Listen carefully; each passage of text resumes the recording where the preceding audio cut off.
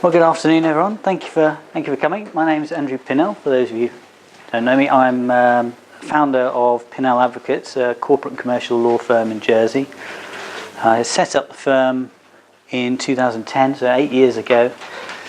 Before that, I've been with Kerry Olsen and Crook Hanovan, and it's something I'd always wanted to do, but financial crisis 2008 showed me that there was potential for smaller firms, for new starters in the industry. So I stepped out and set up the business. We're now up to 10 lawyers. Alongside that, I set up an investment arm and started getting involved in local businesses, startups, working with entrepreneurs. Again, it's something, a bit of a sort of pet hobby for me. I think once you're drawn to helping people develop their businesses, working with them, working with entrepreneurs, it's quite addictive. And when you deal with the right people and you know that you can see that they're going to succeed, then it's quite exciting. So I've had a whole experience of dealing with lots of different industries, obviously advising clients on contracts, on their constitution for their documents, for their businesses, shareholders agreements, partnership agreements, commercial leases, etc., employment issues. So I've seen a whole range of different industries. So a lot with the digital sector. We work with Digital Jersey and a lot of members as well. So what I'll do is I'll just give a quick overview of some of the legal considerations in setting up a business. I will whisk over everything as much as I can, but as I said before, by all means chip in or ask me questions. It's always good to get some real life queries, and rather than me sort of waffling at you for a while. So there we go. That's a lovely transition. That's good because I've been told I'm supposed to do things a bit more glitzy. I was told off for not using imagery before. So I sort of have an aversion to clip art, etc. And they said, you've got to make it more interesting. So I have inserted some images, and I'll start with one. My dear friend, Mr. Branson, who, if you haven't read his book, is the first one, brilliant. I'm sort of working through the second one at the moment, but the first book is great. He said, finding something frustrating, seeing an opportunity to make it better is what entrepreneurship is all about.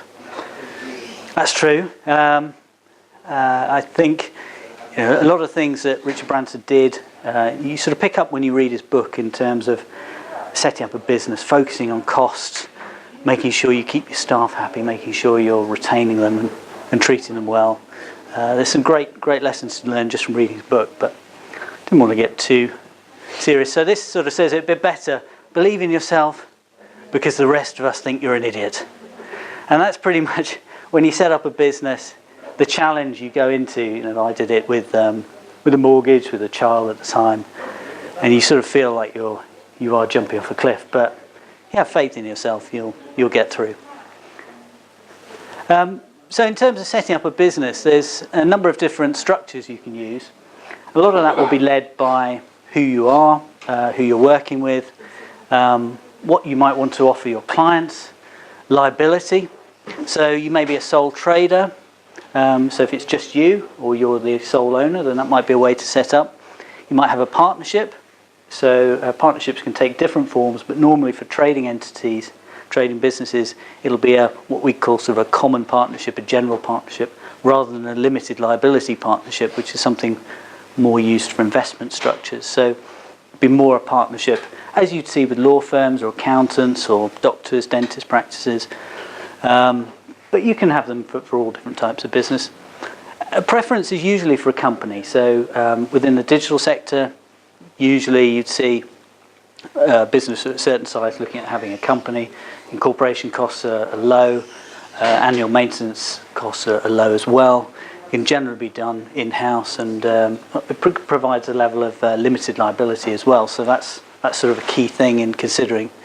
Let's say cost, credibility. Having a company is sometimes seen as being a thing as well. So it sort of seems like a step forward, whereas actually it provides you with a bit of security and comfort. You can always think about disposal and financing as well. So what will happen at the end? What will happen at the end of your business? How will you exit? having something that's easily transferable, like shares in a company, make it a bit easier.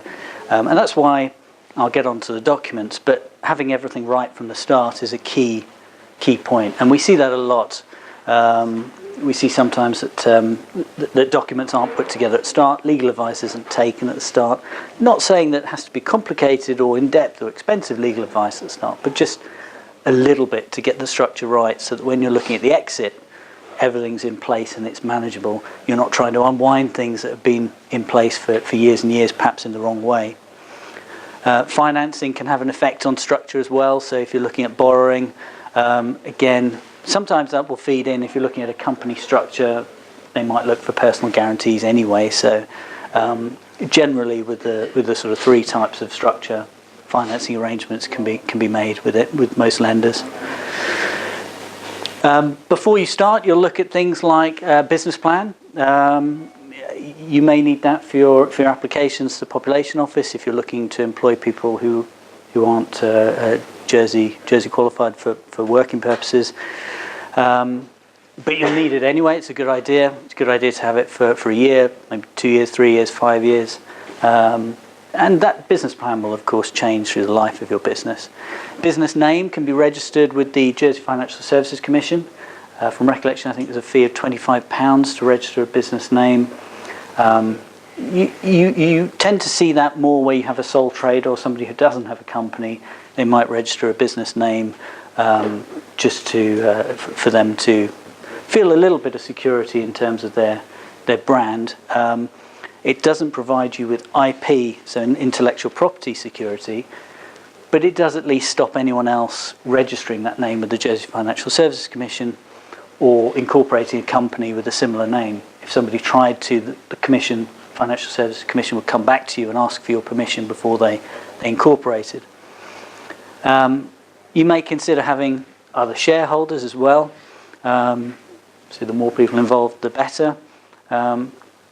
Insurance is a key thing for everybody, and particularly when we're looking at new businesses, startups.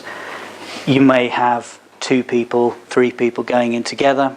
They're creating value in this business. What happens if one of them keels over?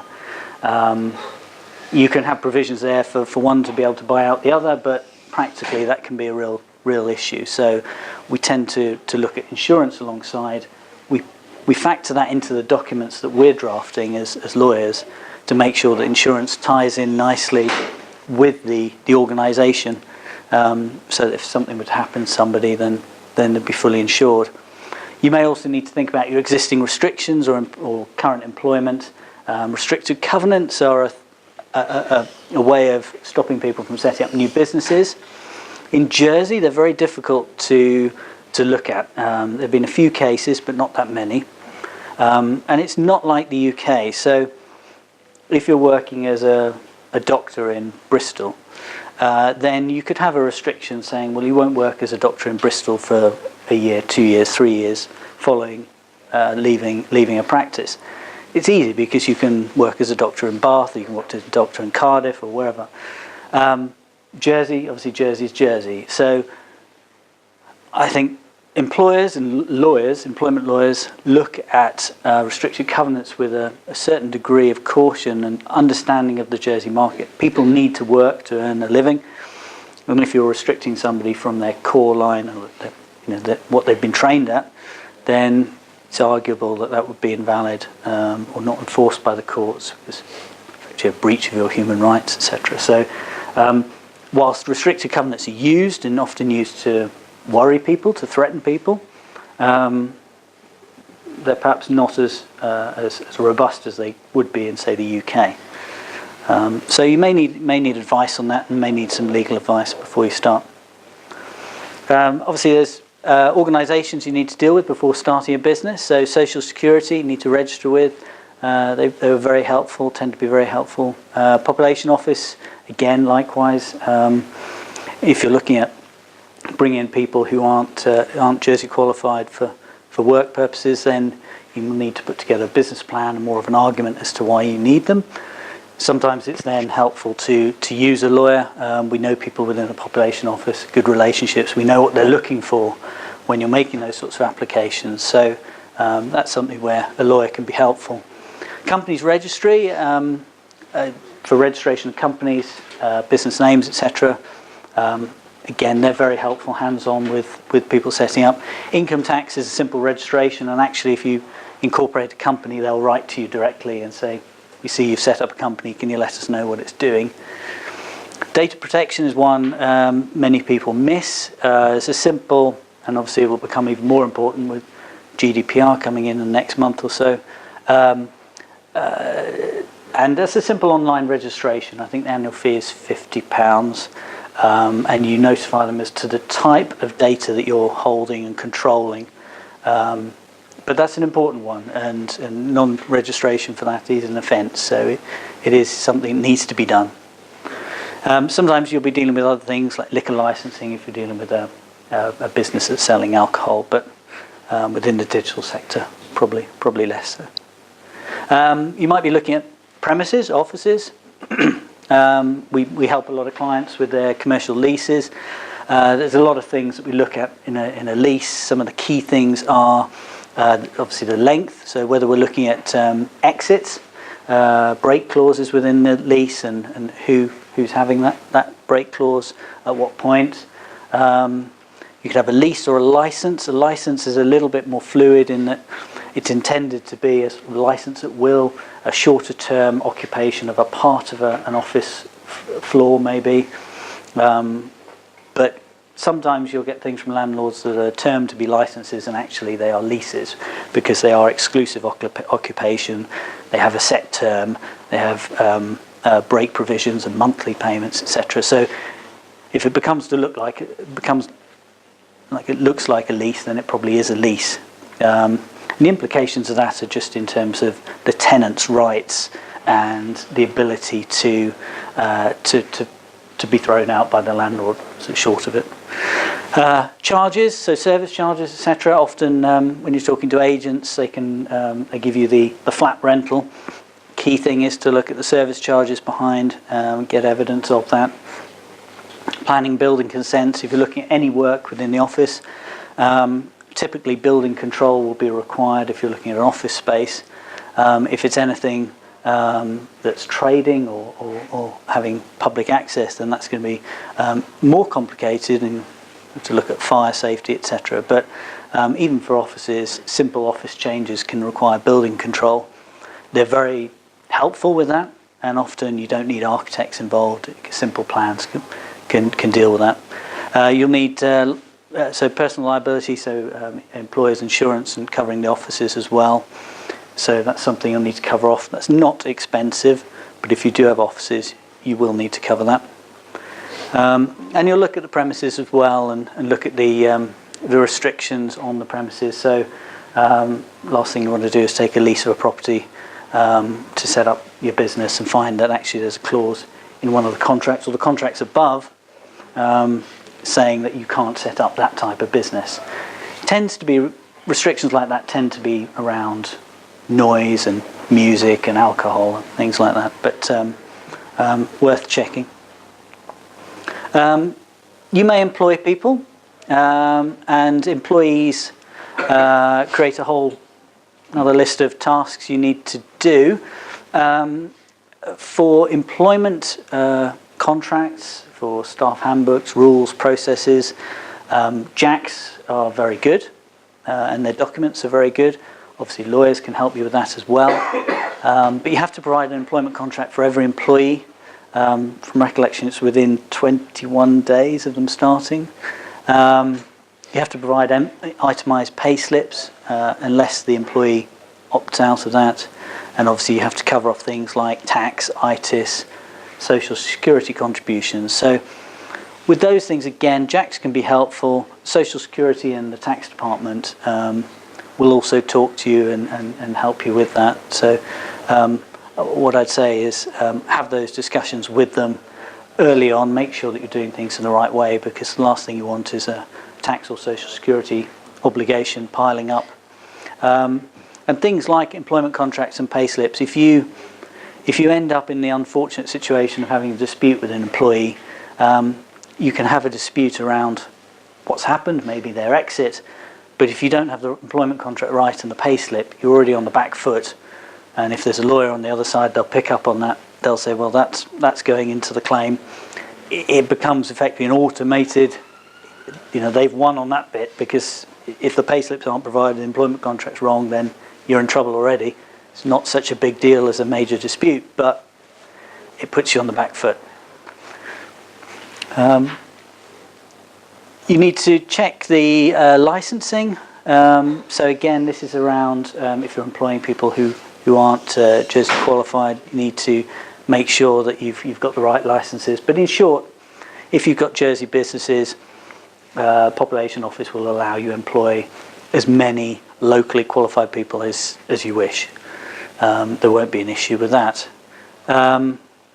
See simple things like you have to pay the minimum wage.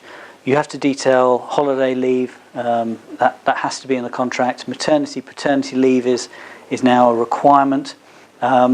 You can simply say that you're providing the allowances and provided by law, so sort of cut through that. But you may be a nice employer and looking at providing more than that. So, and then there's certain things that you need to obtain for all employees, like registration cards. It used to be that you had to keep the registration card. Now you just take a photocopy of it, give it back to them. So setting up a company, which is often the way many businesses go, you'll start by reserving the company name. You have to do that before you incorporate the company. And you can do that online through the JFSC website. It can be a bit tricky if you're not familiar with it, because you can often choose the register of business name, but what you want is reserve a name for a company, which is a separate option. But again, we can help with that, or the JFSC can help you find the right forms. You'll need memorandum articles of association. There is something called the standard table, which is a standard form of standard form of articles provided by law. It's quite basic, and it doesn't cover a lot of things that we think should be there. The ability to pass written resolutions, the way you can appoint directors, etc., isn't great. So it's better having your own standard form. Law firm can provide that for you cheaply. You can find examples online or through the likes of Jersey Business that you can look at and develop for yourself. Key things when you're looking at memorandum and articles of association, which I may come on to in a moment, is looking at the powers around. Whenever we're looking at for any person who's the business owner, I always worry about your shares. What are your shares, and how could you lose them? How do you vote, and who are the directors, and who appoints the directors? Because if you've got control of the voting, you've got an understanding of who the directors are and how they're appointed, then you retain control of the company. Everything else beyond that, once you've got control of the voting and you know who has control of the voting, everything else, amendments to the articles, can flow from that. You have to keep company books. I'm trying to think if there's a way. No, they're not necessarily inspected. So we do see a lot of company books when we're dealing with business sales that aren't in a great order. It can generally be fixed. So we can pass resolutions to ratify things and rectify the documents. But it's better to start off on the right foot. You should minute your meetings.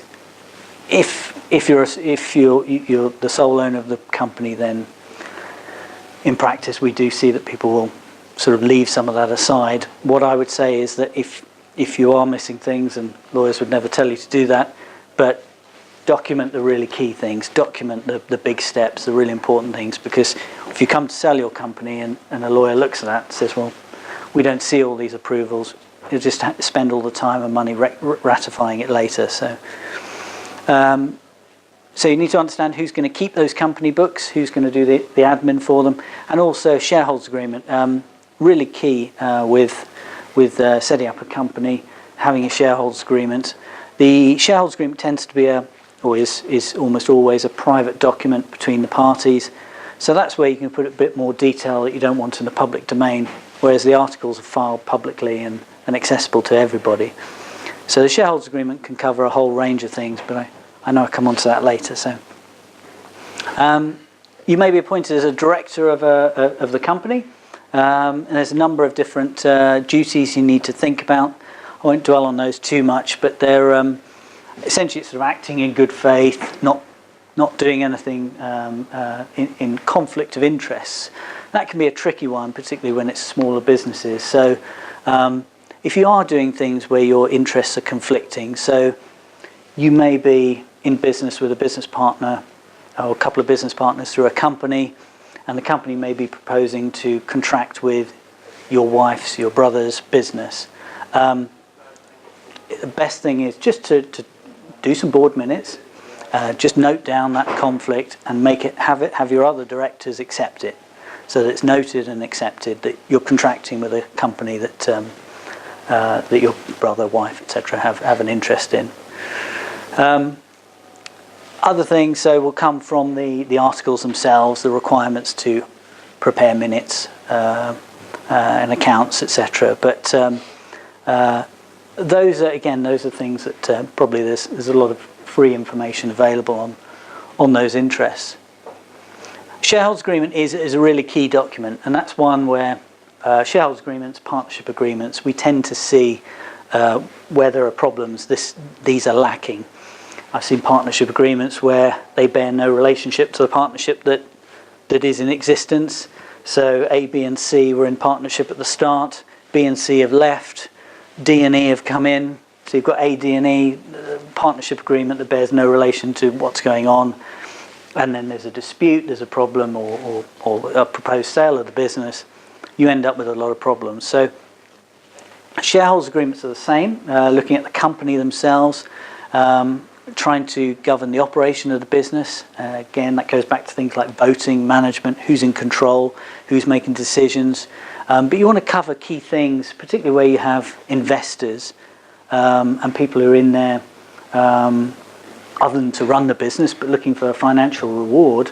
They're going to be looking at things like, how do I get dividends? What amount is going to be paid out in dividends each year? How are those decisions made? Typically with a shareholders agreement, you'll have certain things that are reserved for the shareholders. So a lot of the decisions will be taken by the board of directors, but there will be things that will be left to the shareholders. So big decisions, some obvious ones like winding up the company, but also things like employing senior members of staff, and you can set certain levels, entering into really big contracts, merging with companies, buying other companies. So you can really, a shareholders agreement is a contract between the company and its shareholders. So you can have in there whatever you like within the scope of the law, but it's anything you like can go in there. And typically there tends to be a lot about the way the shareholders will interact with each other, and also things around how they're going to exit. So what happens if Big Co comes in and wants to buy up the business? How do you decide whether to do that or not? You can have things like preemption rights. Those can go into the articles too. They can be in the shareholders agreement. So if A, B and C are in the company together, C wants to exit, they have to offer their shares to A and B first. You can have drag and tag provisions, and those are where if a majority of the shares are going to be sold to somebody else, then either you can drag the other shareholders along, so maybe 90% is being sold, you can drag the remaining 10% with you, or you can tag along, so 90% is being sold, the other 10% can tag along and say, yes please, we're coming along on the same deal. So those preemption, drag and tag provisions I think are really key for shareholders agreements for articles to have in. They're typically very useful, and they cover situations which really do arise, and probably for lots of small businesses are part of the exit strategy. Build something up. Yes, you might be looking long term, but you may be looking for an exit in 5-10 years and with a sale. So you need to make sure you can do it. Other things we get involved in, contracts. So we deal with a whole range of contracts, lots of different clients. Terms of business as well. At the moment we're focusing a lot on GDPR. We have James Muse, who joined us from the Chief Minister's Office and was involved in drafting the legislation. So he's very busy at the moment working with businesses in updating their terms for GDPR. And contracts with key suppliers, again, that can be a whole range. Within digital, that for us, that can be a very interesting work when we're looking at things that perhaps we don't see so often, like blockchain contracts or development contracts for certain bits of software. So, but we cover a whole range of different things there, and those are key to. Again, you're going to be looking at similar sort of things that I suppose are fairly obvious in terms of, how can the contract be terminated? When am I being paid? Disputes. What happens if there's a change of control is one to look at as well. You don't want to be in a situation where you build up your great business, you've got some great contracts with suppliers and customers, but there are terms in there that if you sell your business, your customers have an opportunity to cancel the contract. So then really the buyers would spot that and it would devalue your business. Mergers, acquisitions, again, something else we do. We look at bringing companies together, companies acquiring other businesses. Tend to start with heads of terms, so basic bullet points of what the deal will be. Then you enter a due diligence phase where the lawyers and the parties looking at the purchase start looking at the documents. You then have the formal share purchase agreement or business purchase agreement. And within that, we're looking always at things like warranties and liability, looking at how the payments are made, whether we need any security there. That also feeds into lending. So how is it being financed? If it's financed from a major bank, then you'll almost certainly be looking at some security alongside. That might be security over shares in a company, for example. And for that, you'll need a lawyer involved, and the bank will have a lawyer involved. So it can get a bit more complicated. Obviously, the due diligence is a really key thing. And as lawyers, we can go a certain way with that. But there will come a point where really we're relying on the client to make their own due diligence because they're the experts in that field.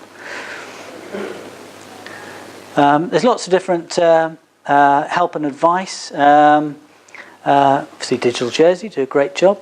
Jersey Business as well have some good information and things online.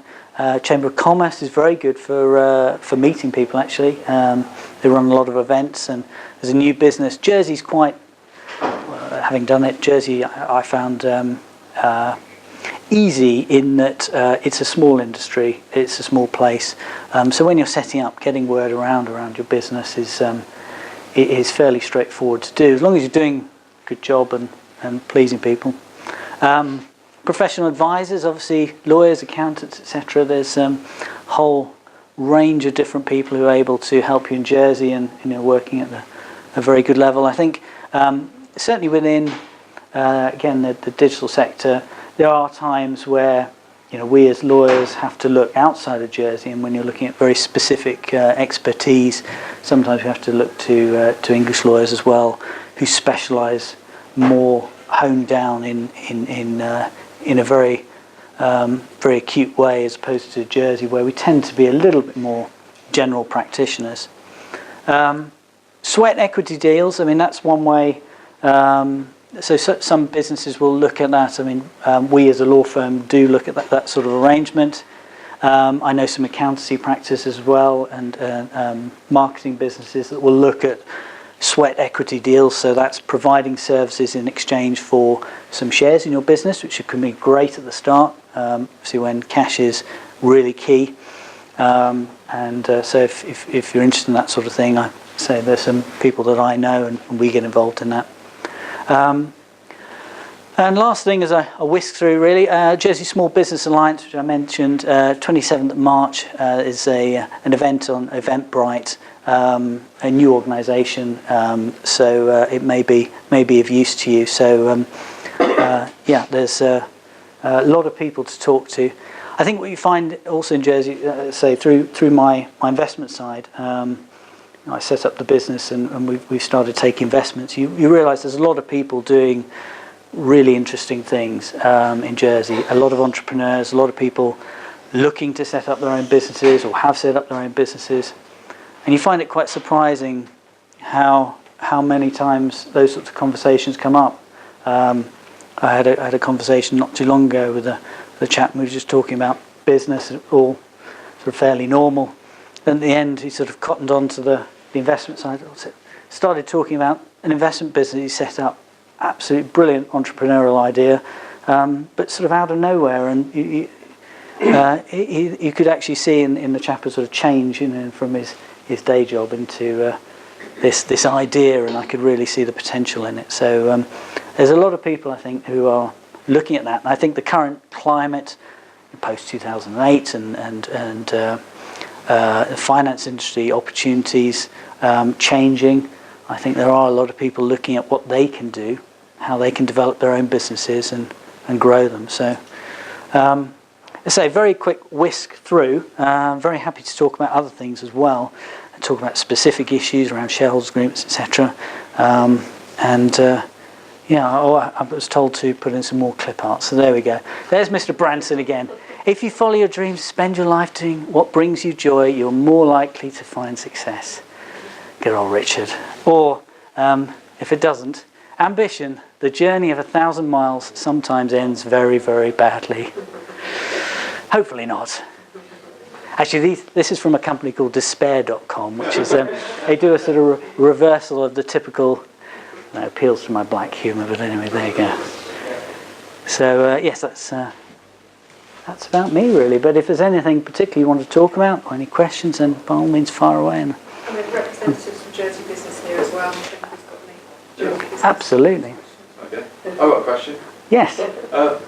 Someone contacted me the other day, someone in the medical service provision, sole trader, fully insured, had been advised by a lawyer to incorporate a company to protect her in the case where she might be negligent to a client. Do you feel that was necessary, in as much as how that, if she's negligent, that limited company wouldn't protect her, or what's your view on that? The medical side is slightly different. It would depend on exactly what she was doing, because if you're registered as a doctor, obviously then your own personal liability links through the professional organisations, whereas it's sort of alternative medicine type. Okay.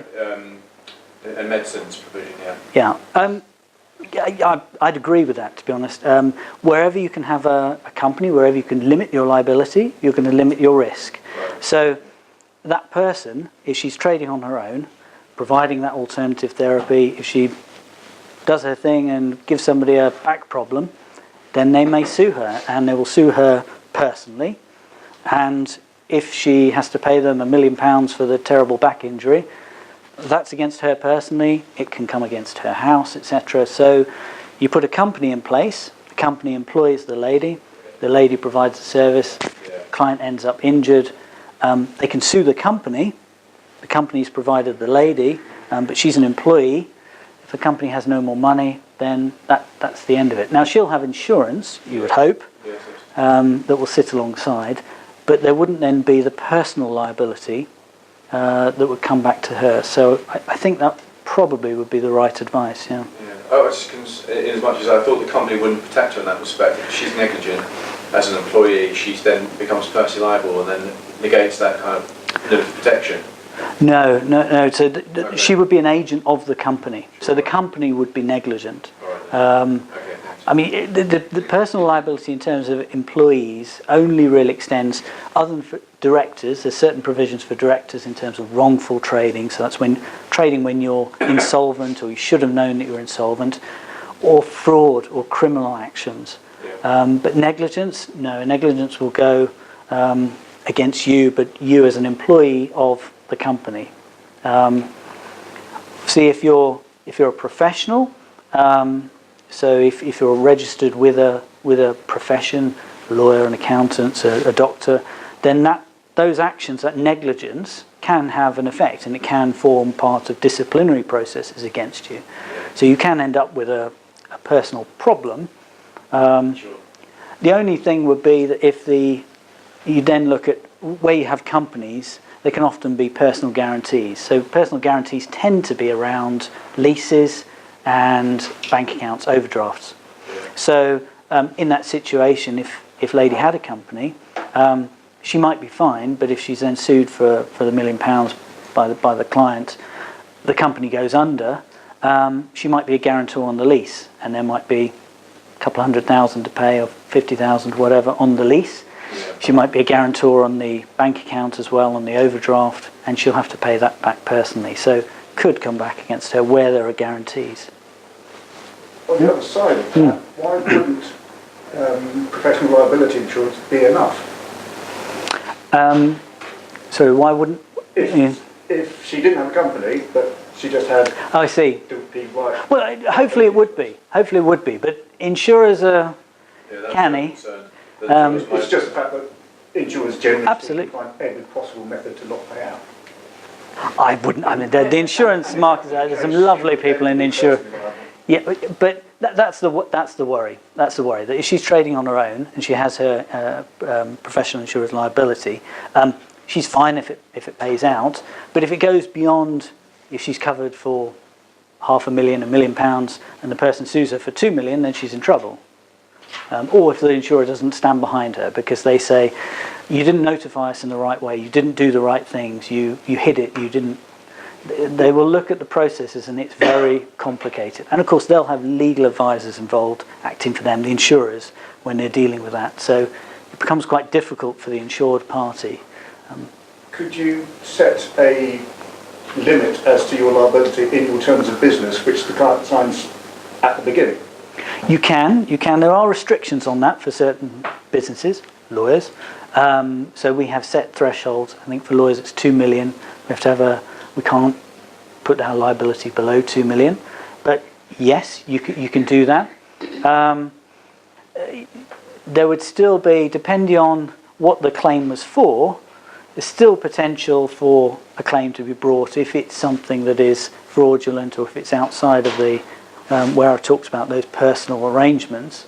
But if it's a contract and you say our maximum liability is £100,000, then your maximum liability should be £100,000, unless somebody finds a legal way around it. But it should be. It should be. So limits on liability are a thing worth looking at for all businesses. Generally, you'd sort of look at the value of the contract as well. So, if you're trying to provide for your liability at a sort of reasonable level, things like medical profession can be more complicated because there is that scope for personal injury, larger claims. But if you're providing a service or a good, if you're providing something for £100, then really your liability should be, unless it blows up on somebody, your liability should be around about £100. So you try and limit if you can, but that's where the lawyers can, you can help in looking at those terms of business and making sure we're keeping you safe. So if you've got a low risk business, is it okay to stay as a partnership or a sole trader as opposed to incorporating? I mean, for all businesses, for all businesses it's perfectly okay, and it's it's a very normal way of starting a business as a sole trader. I think if you are a sole trader, insurance then is very important. If you've got the insurance, then you said ordinary course of events, it should be fine. It depends what you're doing. It depends the level of the interaction you're doing. I would say I'd always look at the value of what you're doing. If you set up a sole trader to sell beautifully designed ornaments for £10 each, well then you might say, well actually my risk here is not that great, so I don't need to worry too much. If you're setting up as a sole trader but working as maybe a professional investment advisor, you might say, well actually if I'm advising people on hundred thousands, millions of investment, well then I might be a bit more worried. I want to make sure that everything's okay. So I'd always sort of look at the business and try and be proportionate, really. But businesses will change as well, and as they become bigger, you have different issues around staff and insurance for that as well. So, sorry, yeah, go far away. Do people ever set up companies that are limited by guarantee to avoid having to have shareholders and directors and shareholder agreements and so on? Does that happen? We only see companies limited by guarantee for charities, to be honest. Is that by choice, or does the law only allow that? It's to do with the ownership. So companies limited by guarantee, they are companies where people promise to contribute to the debts of a company up to a certain level. And typically those are very low, so they'll promise to contribute up to £1 each. You'll have a few people there, but they're not owners of the company. And I'm trying to recall whether it's possible to change them from a guarantee company. We've never done it before, change from a guarantee company to a non-guarantee. It may be possible, but... Who owns a guaranteed company then? Is it just the people that set it up? Well, that's the problem. So in effect, it almost doesn't have owners. It has the guarantor members who stand behind it, but it comes back, I suppose, to your exit. You know, how are you going to derive value from your business? You're going to have a little bit of an issue there. So we see them a lot for charities, but beyond that, I've never advised on one, and we don't see them. But yes. I'm a tech startup, and I'm trying to think at the moment of ways that I can give investors confidence in a Jersey company that I can grow. Yes. Two things that strike me as being undermining value of that are that it seems you need to get permission if you have a change of official ownership of a company to people who aren't residents in Jersey. 99.99% of the world's population. Yeah. And the second thing is that as a licensed individual, I've got a very finite period of time, time which I'm allowed to operate a company. Right. And the view of potential investors would be that that's quite a risk, in that if that were the reason the syndicate renewed anything like that, the value of the company would be fundamentally undermined. So, putting all that together, can you think of any broad-based kind of approaches, strategies that I could think of for protecting investors against that? Well, I think there's sort of a couple of points there. I mean, around the change of ownership. So there's, if you have change of ownership of a Jersey trading business, there's a couple of things you need to think about. The Jersey Financial Services Commission, so we're talking about a company, Jersey Financial Services Commission, there's new beneficial ownership registers. Those need to be updated if you have any change in any beneficial owners, so shareholders, people above who have more than a 25% interest in a company. If any new ones come in, you need to notify the JFSC, and if any exit, you need to notify them as well. There is an approval process for that there, but they're, as I understand, they're sort of making basic checks rather than, whereas when you talk to the Population Office, it's more a consideration of, which is the other notification you'd need to make, more a consideration around who are the owners of this business, how do we protect Jersey, how do we protect income and employment in Jersey. Those are the key concerns for the Population Office. In terms of your position that you talk about there, there is a risk, and I have seen it, there is a risk that if you are here as a licensed individual, that in theory your license could be removed, could be changed, and that you could have an issue with that business. In practice, we see a lot of, a bit more in terms of understanding as to where that person is, how long they've been here, how long they've been a taxpayer, whether they have a family, a house, etc. So from your investor's perspective, it is something that they should consider. But actually, if the Population Office were to say to you, with your business tomorrow, well, no, sorry, that's it, you could take your company somewhere else, and we can move companies. You can move it lock, stock and barrel to another jurisdiction. And we don't want to see that, but you could do. So the answer for your investors may be, well, actually, if they did, I'd move it. Would it be easy just to start with an English company to start with? Well, actually, England is one place where you can't migrate a company, so you'd need to transfer the assets over. But for lots of other jurisdictions, we can move the company as it is, and it stays the same, which is helpful because then you don't have to redo the contracts. You don't have potential breaches of the contract by having a new party. But yes, you could set up an English company, transfer everything over.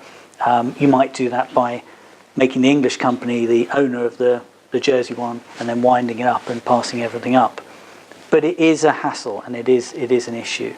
Are there other jurisdictions that you'd look at instead?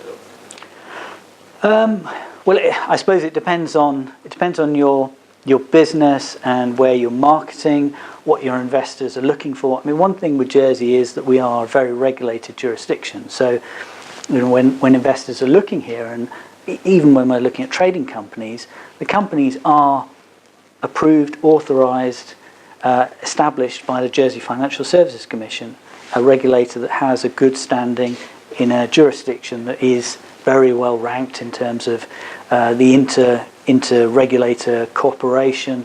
So we're doing very well, and I think from an investment perspective, Jersey is very well known. Obviously, financial services is very well known as an investment jurisdiction. So generally, we see a lot of large private equity deals. I do a lot of fund deals into Jersey. There's a lot of trust in Jersey as a jurisdiction. So generally, I think it would be a trust element. With your situation, obviously, there is an issue, there is a risk, but I would say by talking to the Population Office, there should be a dialogue there that as time progresses, particularly, they'll become more and more understanding. But employment of people can be more of an issue then, there's no doubt. I mean, if you have a company that's 100% owned by Jersey individuals, then the process, as far as I can see, is an easier one because there's less of a concern for the Population Office that taxes will go elsewhere, that employment will go elsewhere. Whether that's right or wrong, I don't know, but it's the way it is. And but they are. I've always found the Population Office very good to talk to, very good to when we have specific issues and we're trying to bring people in or trying to look at specific needs for Jersey. They're good to talk to, and they're usually fairly clear about what they want to see in terms of tax, employment. Digital, we can help that. Yeah, and Digital Jersey, absolutely. So, yeah, those sorts of things, say we advise on, we deal with the Population Office, and there may be ways to give your investors comfort. On a similar note, we get approached quite regularly by local people who want to set up a limited company, and there's going to be an investment from a non-local resident. Yes. How do they go? Yeah. How do you go about doing that? Is it possible? Yeah. Well, we should turn off the camera here. No, it's fine. I'm only joking. It is an issue. It is an issue because the issue is around incorporation of the entity and know your client material.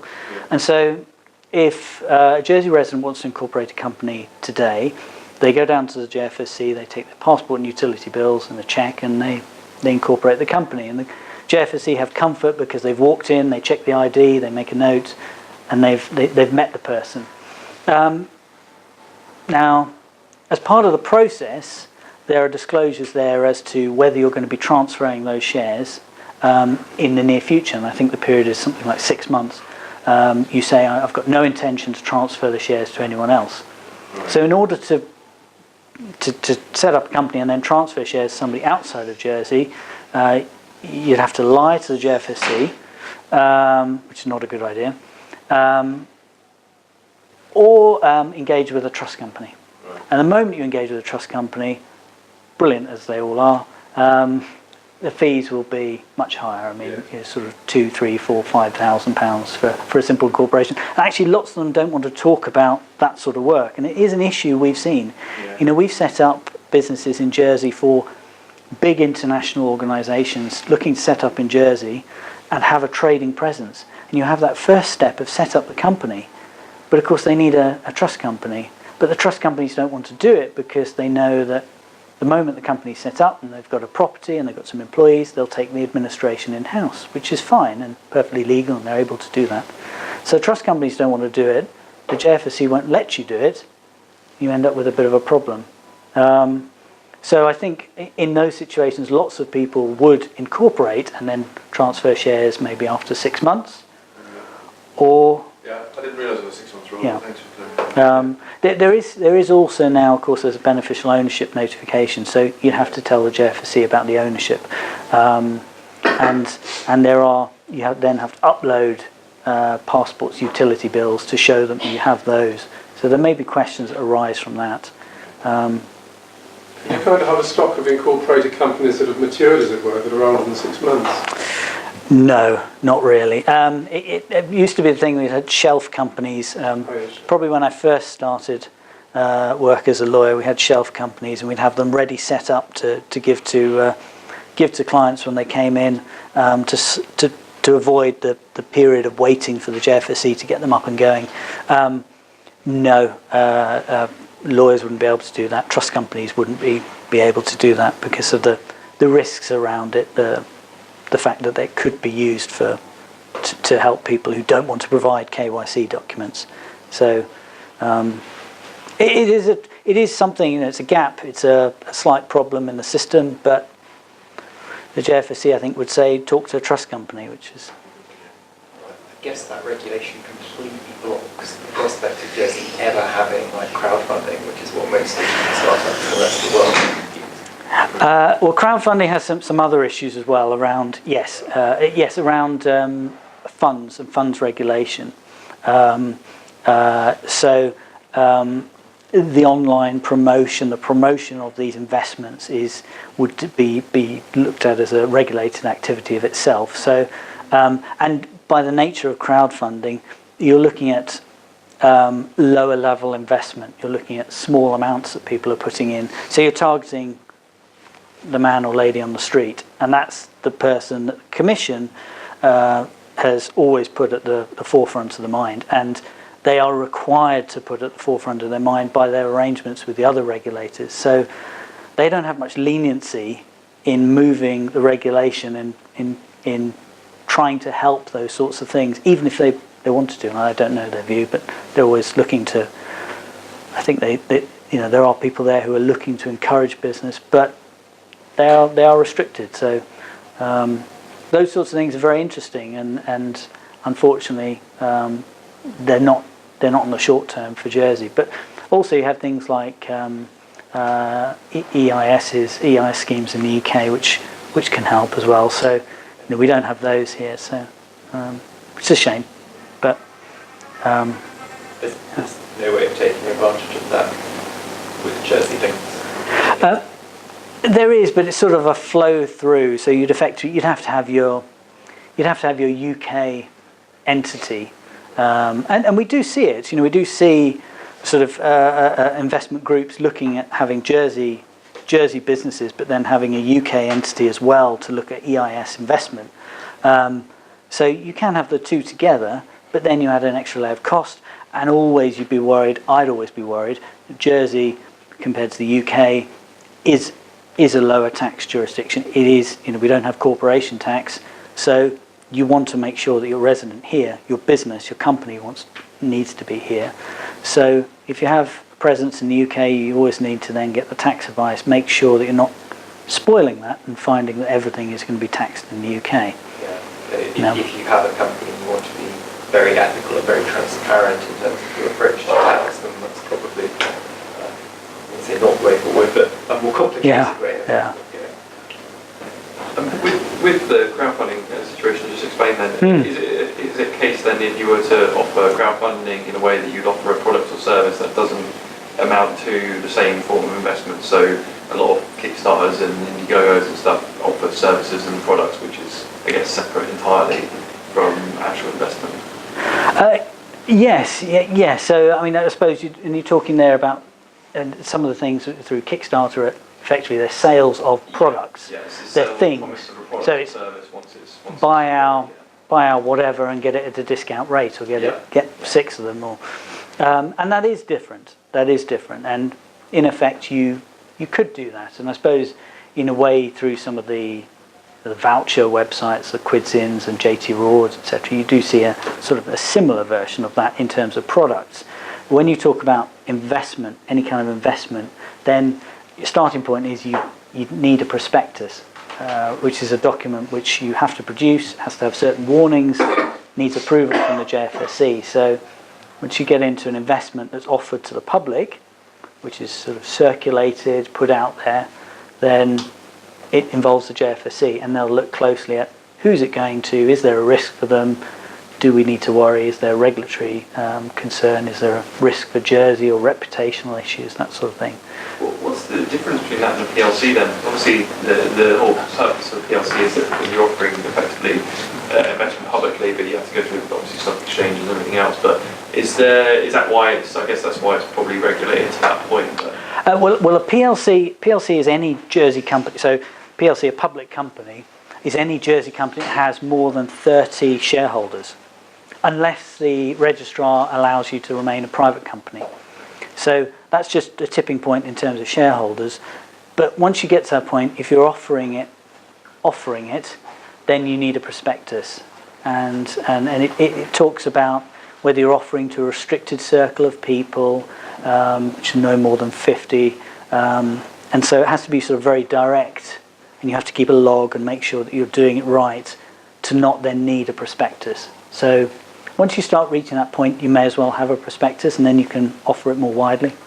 But it does involve the regulator, and does involve something a bit more complicated. So does that mean if you try to emulate or have an ownership model of it like crowdfunding with lots of shareholders in Jersey, you run into the additional kind of compliance burden of having to be in effect a PLC?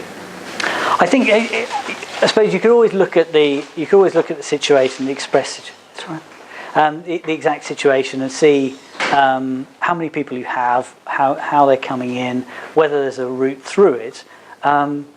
But yes, if you're sort of pitching widely and you're offering shares or something representing shares in a company, then you're going to have to think about a prospectus. You're going to have to think about being a public company.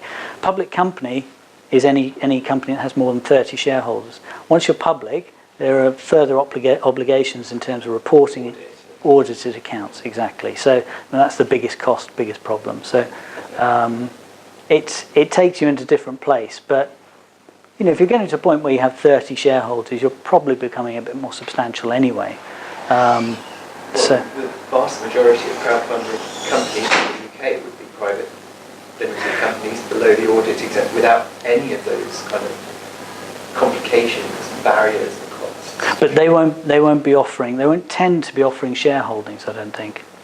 So the crowdfunding, you'll be putting money in, but you'll be looking for a return, but it won't be as a shareholding in the company. Which is the difference for us when we look at shareholdings and offering in that way. But it's the JFSC covers things like raising funds. It comes from rather terribly named control of borrowing order. But if you raise money in Jersey, you need their permission. That's the short of it. So if you're looking to raise in that sort of way, if you're looking to offer out and say, please invest in my business. So that's when you're when you're putting together your pitch documents, again, you just need to be careful about the wording you put on there. That's not a prospectus, hasn't been approved by the JFSC, but it's an overview of your business, and you're having a private discussion with somebody around potentially investing. But the moment you actually issue some subscription documents, that's when you're actually saying to somebody, you can invest. That's an offer. So there's a sort of tipping point that if you are going widely, it is something that you'd need to have legal advice on. If, as with most investment entities, you start off with a group of maybe 2, 3, 4, 5, 6, and you're looking to bring in a few more, then that can generally be done in a very private way and keeping it outside of regulation. But it is important to be careful of that, about the way you market it. That doesn't apply, I'm guessing, to entities that are registered elsewhere. It would if they were marketing in Jersey. So the regulator in Jersey is only worried about regulation in Jersey. So if you had a BVI company that was looking to raise money in Jersey and marketing in Jersey and saying invest in our brilliant BVI company, then the regulator would say, hang on a minute, you're circulating your offer in Jersey, so you need to get some consents from us first. How does that apply to the internet? Well, yeah. then there are very complicated issues as to where is that offer made. Where is that offer made? Is it made where the company is? Is it made where the server is? Is it made in Jersey? Is it very complicated? Yeah. You touched a second ago on loans also needing permission. From who? From the JSC as well? Well, that's in terms of if you're looking at fundraising. So and this is why I say the control of borrowing order, the law and the order came in 1947, 1958, post-war, and it was about controlling loans for rebuilding works, effectively. It's mutated into this thing that controls things like issuing prospectuses and offering securities to the public, so offering shares to the public. It doesn't cover lending, so it doesn't cover loans, but it will cover things like loan notes. So if I want to issue lots of loan notes, which are a specific type of document, a loan that's transferable between parties, I'll probably need consent from the JFSC. Whereas if I'm just saying to you, lend me £20,000 for my business, we might have a loan agreement. We don't need regulatory consent for that. So the name of the law is misleading, but we're stuck with it for the short term. I think it will be something that will be changed in the next 5 years maybe, but it's a funny old law and it's sort of hanging in there. Has been for whatever that is, 60 years. So. We do see quite regularly sole traders are looking to sell their business. Typically in a space where a sole trader may not have many assets. Yes. How do they what's the price legally to sell, what are they actually selling and what are people actually buying? Because it kind of crops up. And I suppose this, I mean, especially in the digital space. So you're asking the question with experience, and that goes back to the start where I said the key thing is at the start, make sure you understand your exit, understand what you're going to sell. So much better if it's all in a company because you sell the shares, it's wrapped up. But if you're looking at a business sale, so you could sell something out of a company or from a sole trader, then you're trying to pinpoint all of those assets.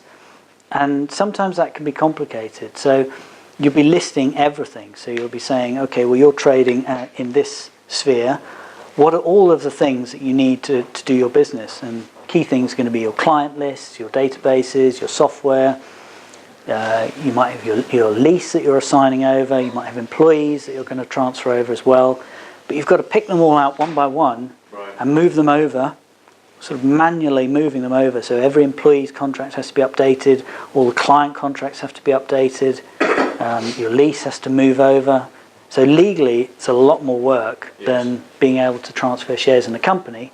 Whereas you'll look at the employment contracts, you'll look at the lease, but actually it's just a case of a stock transfer form, share sale agreement, and you're done. Yeah. And you should have everything within the company. The advantage of a business sale or that kind of transfer from a sole trader, and sometimes we do look at business sales even when there's a company, is if the company has a bit of a checkered history, it might be in a bit of financial problem, you might be worried about lack of information, you might say, well, I love that product, I love that bit of software you've designed, but I don't like all the debts around the company, I don't like the way you've run it, so I'll buy the software from you, but I don't want anything else, thank you. And then you leave the company for the seller to deal with. It's their issue. But we always worry, as lawyers, we always worry about missing something. You know, they transfer it over and then they say, well, oh no, we needed that registration, and then the person's gone, the agreement's done. It is riskier, but yeah.